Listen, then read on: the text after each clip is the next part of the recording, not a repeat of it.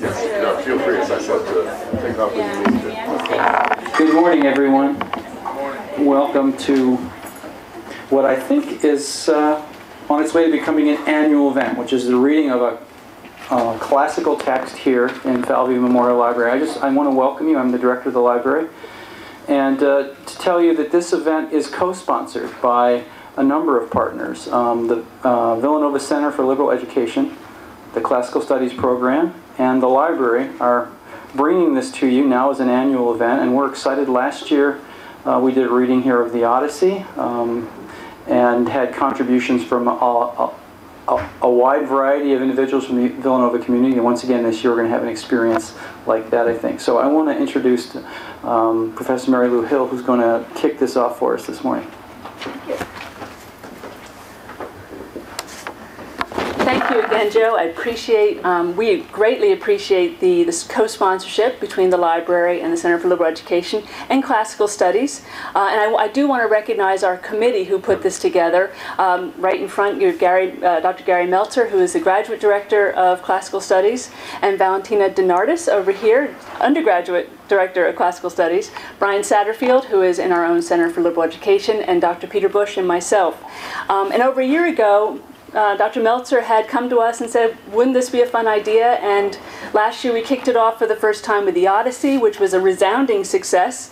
And this year we decided the Iliad would be our book to try. And most of you, I'm guessing, know the story. Maybe you've read it before, read it in portions. Maybe you saw the movie Troy. Maybe some of you. So, but it's a completely different experience when you hear it read in its entirety. And certainly it's more authentic because it's more authentic to the Greek tradition of having heard it rather than reading it.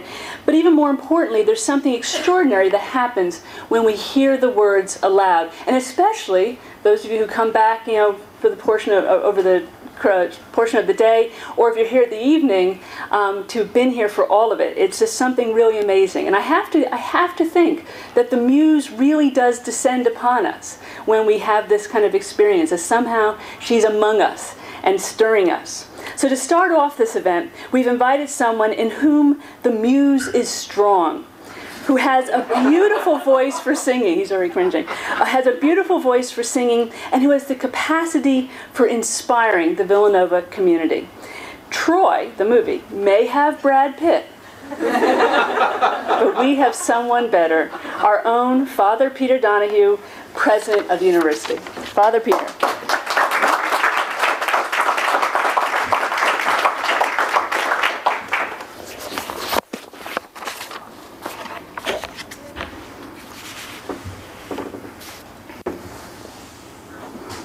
Rage, sing, goddess Achilles' rage, black and murderous, that cost the Greeks incalculable pain, pitched countless souls of heroes into Hades' dark, and left their bodies to rot as feasts for dogs and birds, as Zeus' will was done.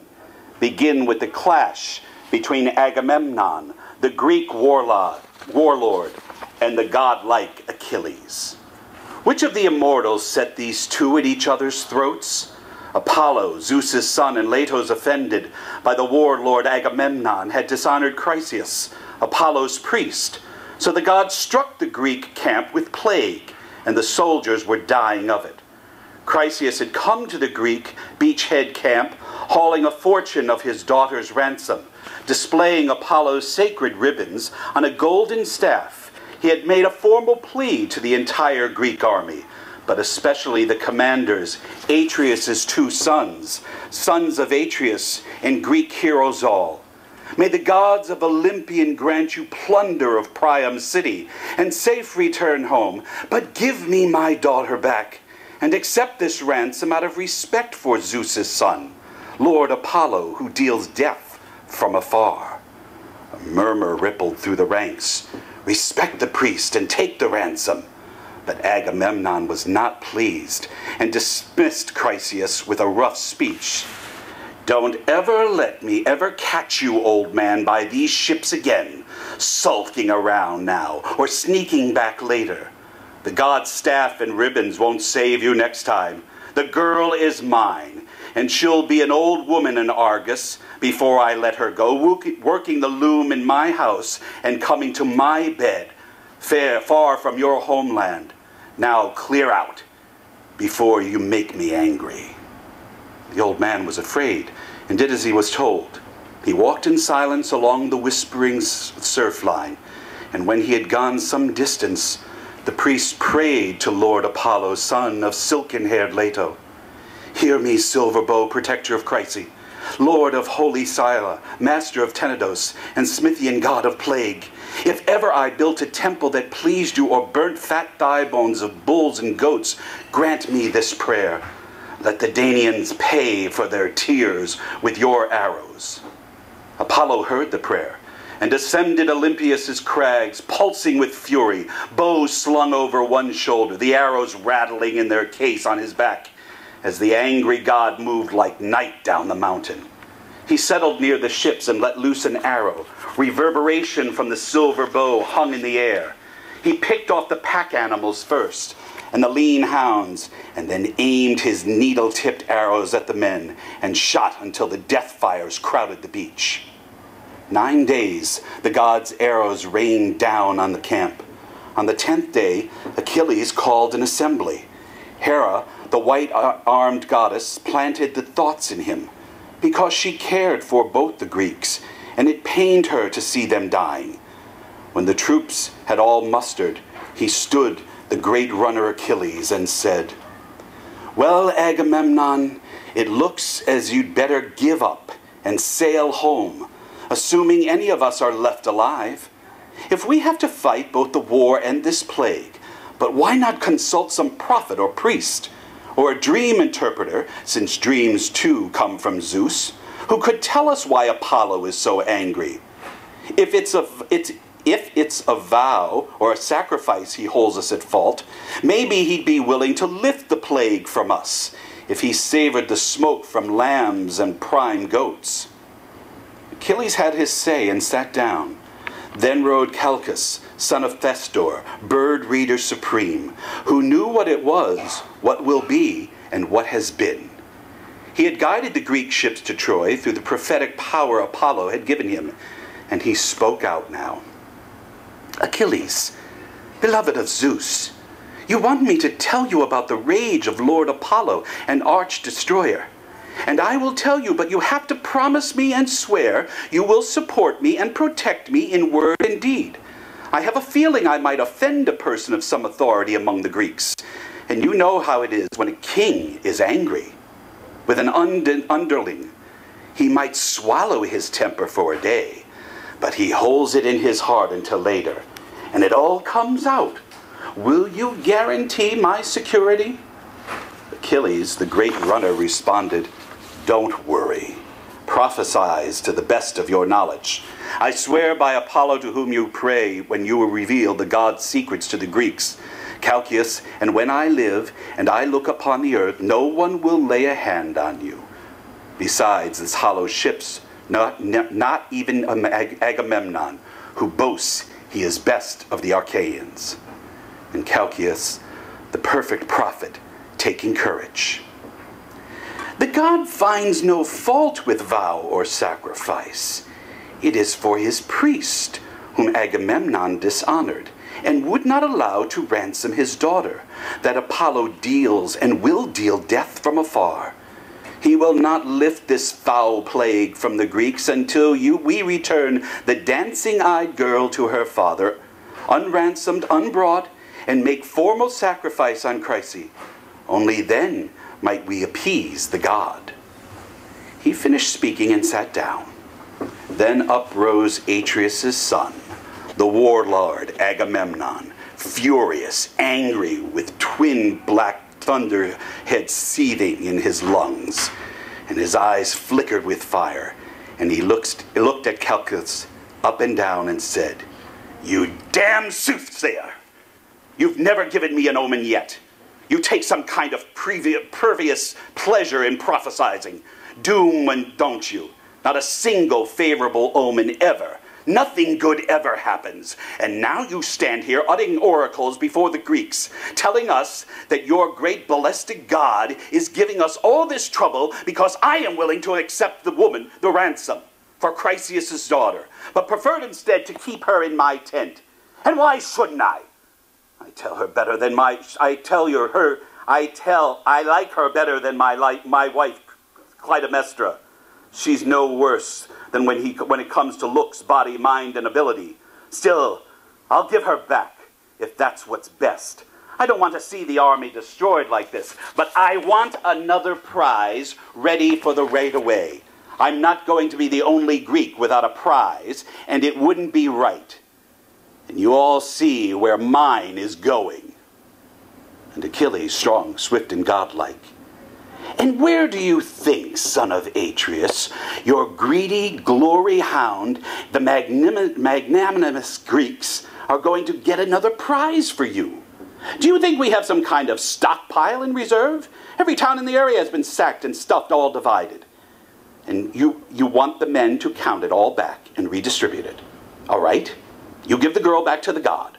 The army will repay you 3 and 4 times over, when and if Zeus allows us to rip Troy down to its foundations." The warlord Agamemnon responded, "You may be a good man in a fight, Achilles, and look like a god, but don't try to put one over on me. It won't work. So while you have your prize, you want me to sit tight and do without. Give the girl back, just like that. Now, maybe if the army, in a generous spirit, voted me some suitable prize of their own choice, something fair, but if it doesn't, I'll just go take something myself. Your prize, perhaps, or Ajax, or Odysseus's, and whoever she belongs to, I'll stick it in his throat. But we cannot think about that later. Right now, we launch a black ship on the bright salt water, get a crew abound, load 100 bulls, and have Chryseis board her too. My girl with her lovely cheeks, and we'll want a good man for captain. Ajax, Idomeneus, or godlike Odysseus, or maybe you, son of Peleus, our most formidable hero, to offer sacrifice and appease the arch-destroyer for us." Achilles looked him up and down and said, "You shameless, profiteering excuse for a commander. How are you going to get any Greek warrior to follow you into battle again? You know I don't have any quarrel with the Trojans. They didn't do anything to me to make me come over here and fight. Didn't run off my cattle or horses or ruin my farmland back home, not with all the shadowy mountains and mourning seas between.